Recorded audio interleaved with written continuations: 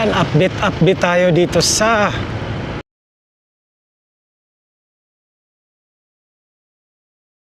update tayo March 24.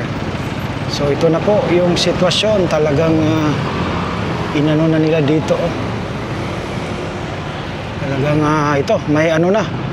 May center island na, no? Napakabilis talaga. Tapos doon sa gilid talagang may kinabkab na sila ng mga ano. Ayan, no, nilagyan nila ng center island para mahiwalay po itong 4 na lane. Ayan, no, so tuloy, grabe.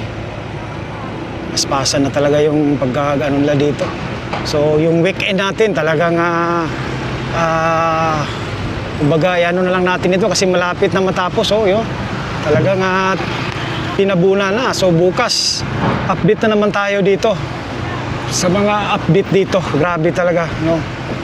Patapos na talaga ito. Hindi na mapigilan. Ayan, mga kapatid, oh. So update tayo. Ayan. Kita natin, grabe. Ayan, oh. Sitwasyon. So yung naglagay na sila ng mga manhole. Yung box culvert talagang tinabunan na, oh.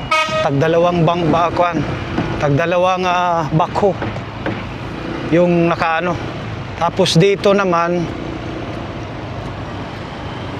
ayan, ano naman ginawa nila dito?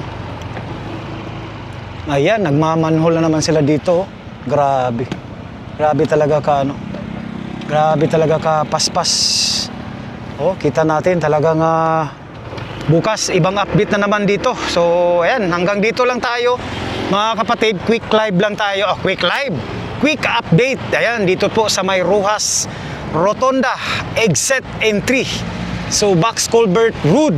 So, madali na lang yan dahil ay pag natapos na patag na yan, mga kapatid, ay talagang ano na yan, ispalto na naman, no? So, madali yan dahil ispalto lang. So, baka by April talagang mayroon na tayong makikita, no, na pagbabago dito. So abangan na natin. So kaya alternate yung pag-update natin, no, dahil ay patapos na po ito para ma-update po kayo dito sa project na ito. So pag natapos na ito, wala na tayo ding i-update dito. So yun po. So maraming salamat. God bless you all as you watch. Bye-bye. So magandang hapon sa ating mga subscriber dyan, no, na mga mabait at silent. Ayan.